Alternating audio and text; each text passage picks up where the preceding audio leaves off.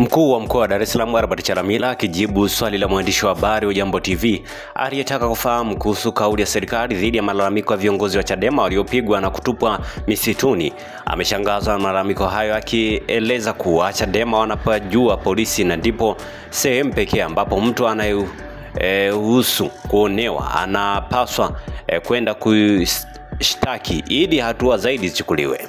Nimeambiwa kuwa kuna watu walipatikana kwenye msitu. Mimi niko kwenye mkoa hapa Dar es Salaam kwa miaka miwili sasa, sijui hiyo misitu ipo wapi ambapo unaweza tu kufika ukatupa mtu namna hii na kitu chochote kisikamatwe.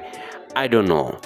Lakini ukiangalia picha zile, mimi ambaye nina macho ya kizalendo sana, mtu anapoulizwa hivi, hapa tupo wapi? Tupo pande. Tuko wapi sijui. Muda wote unawekwa huko, si ukodi basi gari uende hospitali. Akisikitishwa na namna ambavyo ameonekana kwa ukorofi, ili hali makamu mwenyekiti wa chama cha Chadema John Heche amekuwa akitakiwa na kutamka maneno ya kebei Chadema kuhusu hicho ambacho kinaendelea. Chalamila amekaliliwa akisema ukija kwa rafu utapigwa rafu, ukija kwa greda utajibiwa kwa greda, ukija kwa msumeno utajibiwa kwa msumeno, na ukija kwa ustaarabu utajibiwa kwa ustaarabu.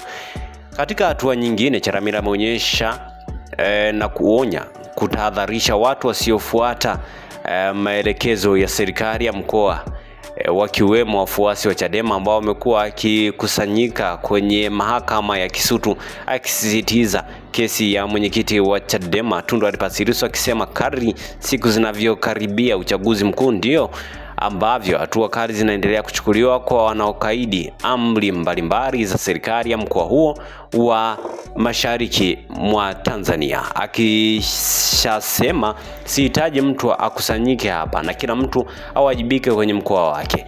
I mean it. Na maanisha hilo. Nataka niwathibitishie kadri siku inavyozidi kwenda, inapokaribia masuala ya uchaguzi, wasije wakaleta mzaa hata kidogo. Narudia, wasije wakaleta mzaa hata kidogo. Kwa hicho ndicho ambacho amekizungumza Chalamila.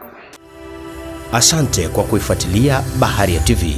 Usisahau kulike, kusubscribe, kucomment na kushare.